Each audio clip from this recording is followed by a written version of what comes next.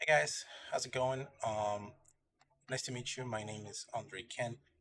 If you guys don't already know me, I'm a 3D character artist in the game industry, and I wanted to make this video as quickly as I possibly can to not take anyone's time too much about the substance material that I made.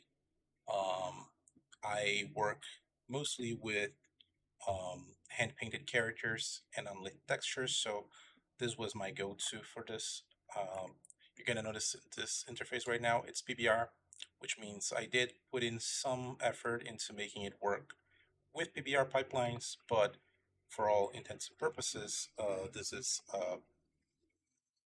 a side um, benefit of the material, not its design purpose. The design purpose was obviously the base color channel, which is what we're going to be mostly fiddling with. So I made the 6 material cubes. You guys might have already seen it. It's even in the little icon for my material. They don't have backsides. I never got around to sculpting them because this was really the only goal. So we're going to be looking at this from this angle for a lot of the time. So yeah, let's jump right into it. I made a little pre-defined material here because I already recorded this video once and it was like 20 minutes long, and I was like, nobody's gonna watch a 20-minute video. So I just wanted to jump ahead and have some stuff being right in front of you so I can explain it from top to bottom without having to go up and back and up and back, like it was becoming a little bit messy. So this allows me to cover everything in a more streamlined way.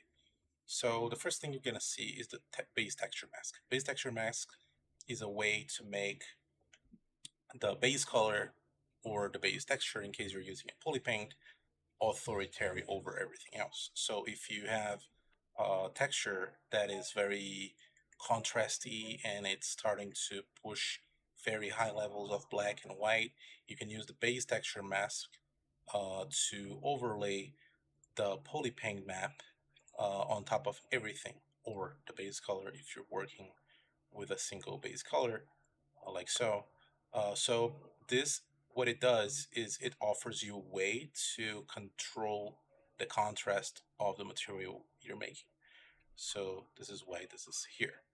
Brushstroke is like a arbitrary feature. You can use it to break linear gradings on the light and shadow. So what it does is it adds a little brushstroke texture to the lights and shadows like that, and it just helps break that linear gradient that goes from the shadow and the light maps. So there are a few dials to adjust the scale of brush textures, but overall it's really just a stylistic choice, and you can turn it to simple if you want the straight-on, simple, honest lighting setting. So again, going down here, base texture, you can change it to poly paint or the base color, whichever one you can choose and tweak.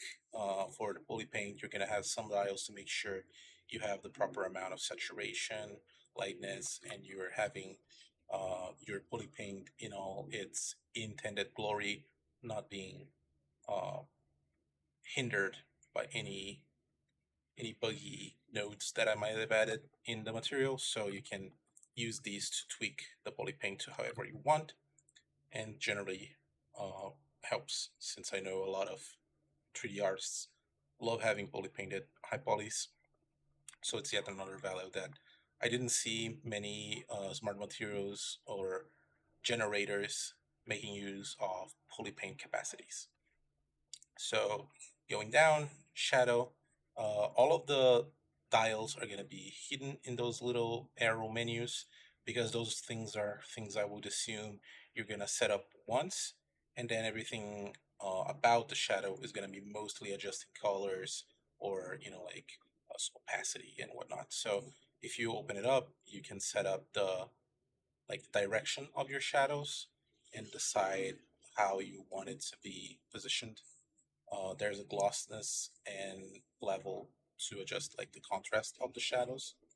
So and you can set the blending mode for the shadows if you're more used to working with multiply or overlay or soft light, whatever have you, should be covered. You should have options galore to explore, um, to whatever works best for your goal here, especially being versatile enough to operate in different art directions. Like I imagine it could even work if it was a cell shaded game of sorts.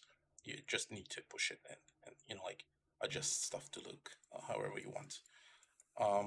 Next, we have the Terminator. The Terminator is a point between the shadow and the base color, or the light and the base color. So you can set it like here in the Terminator binding if you want the shadow edge or the light edge, and that's going to move the Terminator positioning.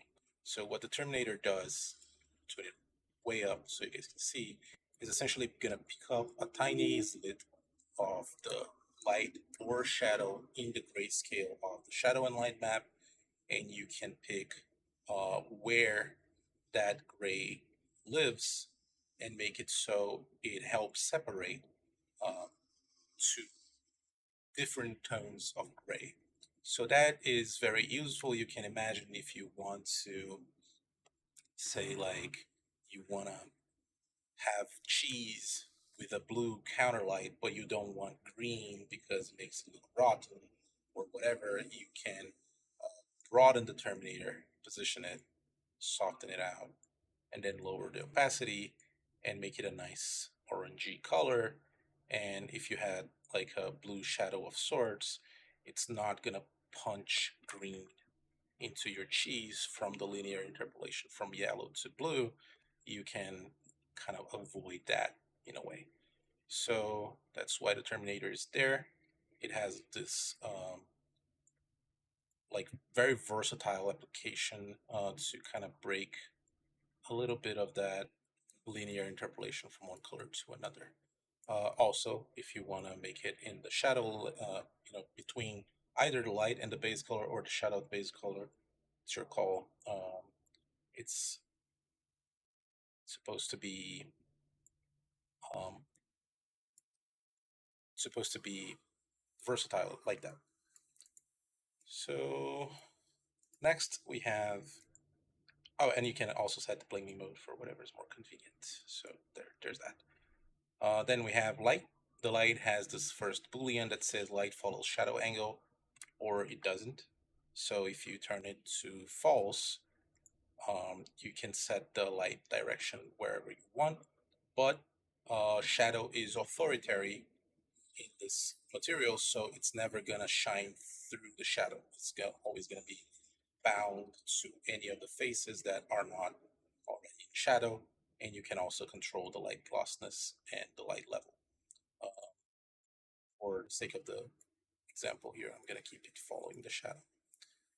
And then there's a light color bump, which is gonna pick a very, very tiny grayscale piece of your light map, and it's gonna add a color there with overlay soft light or normal blending modes available.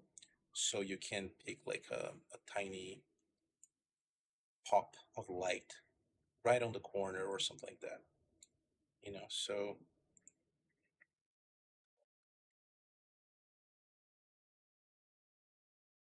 see what it's doing, right?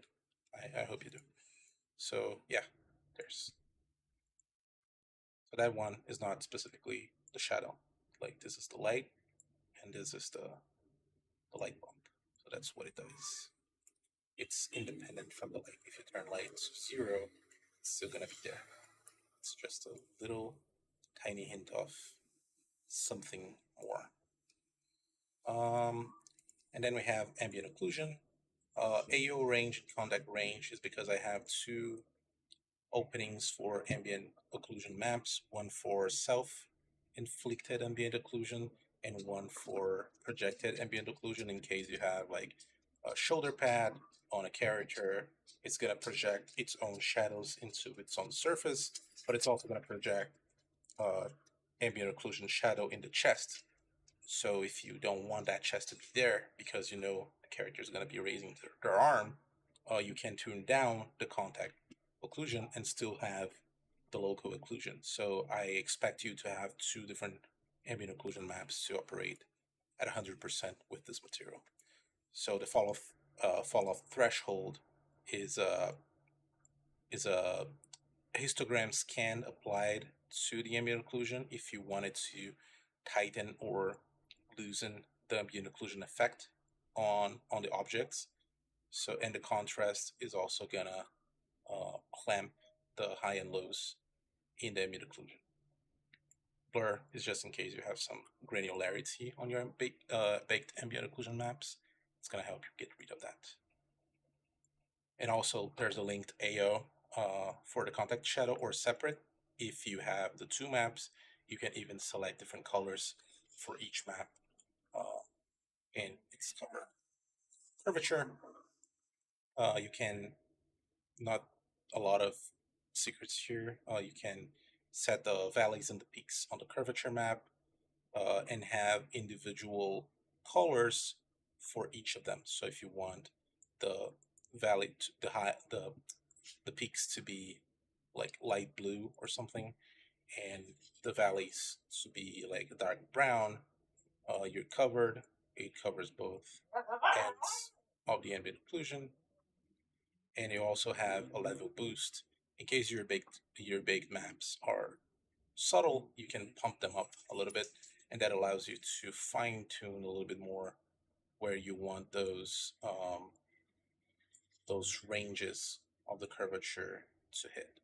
So this works especially well if, unlike me right now, like I only have one layer, but if you have like one layer per material, you can tweak it to your heart's content and make sure every single material is having its like designed treatment and an amount of effect working properly. So this is this is what it's doing. Smoothness is just something that Substance Designer adds to curvature by default. It kind of removes half grays and rounds it out. So if you push it to the maximum just to show, see it's gonna start clipping away anything that's under a certain threshold and pushing it up. Yeah, that's the goal. And extra curvature is an automated uh, curvature baked from your normal maps, and I generally use it when my curvature is way too thin. But for this cube, I cannot really use it because this one doesn't have properly authored normal maps because it's not properly UV. These are just sculpts thrown in and auto UV unwrapped. So if I turn them up, it breaks. You see, like there's a lot of broken seams here. So, but if you have properly open normal maps, this should work just fine. Then you can set blending modes to whatever you want for the curvatures, and that's how it works. Next, we have subsurface. Subsurface is very straightforward. It's gonna have uh, an inner ray cast on all of the objects. It's gonna project from inside out or from outside in, like so. And you have position dial and contrast dial if you want to make it more, place it more carefully, and a blur dial if it becomes too grainy or something. So it's great for making incandescent textures or whatever, subsurface scattering on skin. So it has that covered. Also blending modes. So this should all be fine.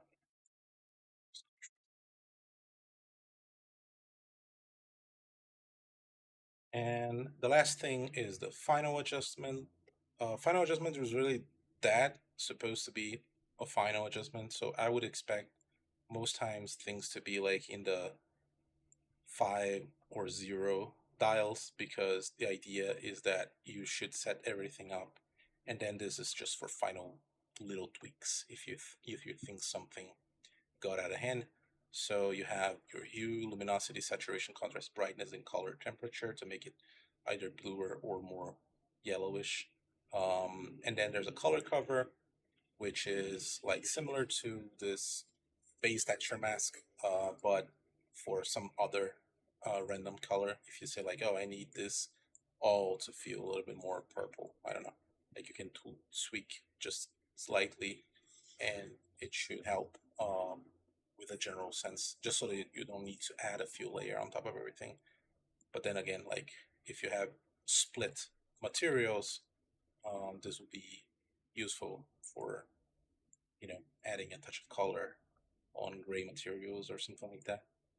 So yeah, this is the whole thing. I tried to make it a rundown. This is the second time I made this recording, so this one was much faster, so that's good. And for the final thing, you have PBR capabilities within this material, which are not the focus, like I said before, but you can use it.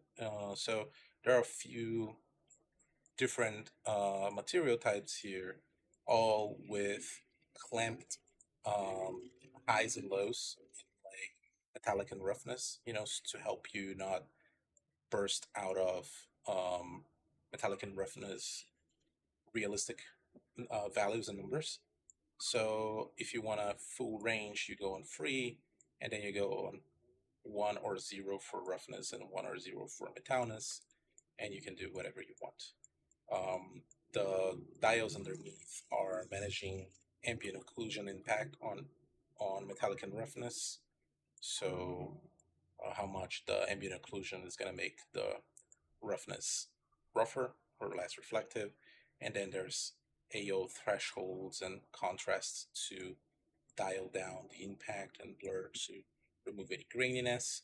And the curvature is going to add some grunge projected to the entire texture. Curvature is the actual impact of the curvature as a whole. So if that one is zeroed out, the convex range and concave range do nothing. So if you want to control that, fine tune.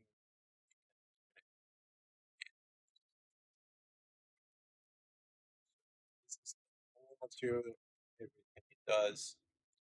And then there's just one final feature that I added that is very situational as well, but it's already living within the realms of hand painted in a way, because there's an input. If you look at the input list here, there's a light shadow painting.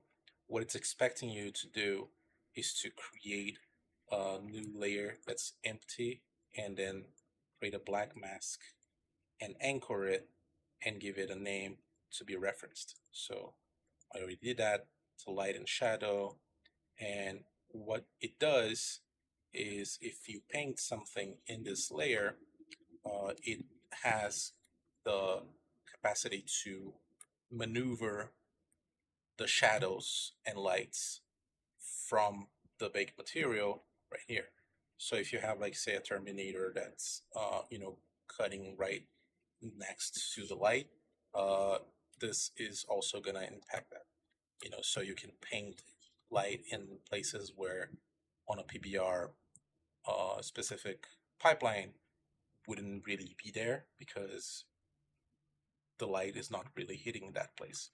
But because artists know what they're doing, you can choose whatever light direction or add any extra touches of light you feel are missing to make it look more flattering and more useful. So I added this for that purpose specifically. So yeah, I think this covers all of it. Still quite a little bit longer video than I expected to do, but I hope this illustrates how the material works. Each of these have been made with an older version of the same material, but uh, they're all in the same structure. So that goes to show the range of materials you can explore. So yeah, I hope it's interesting for you guys, and I might eventually sell it on Gumroad or send it to some friends for some test drive to see how it feels, if it works, if it is to you guys' tastes, and if you have any suggestions, questions, or think something here doesn't make sense and would be better off not having it, I'm all ears. I think like it's always awesome to collaborate with other artists and pick your guys' brains. So if you have any idea that what could make this thing better, I would love to hear it from you guys. So yeah, I hope you guys liked it, and peace out.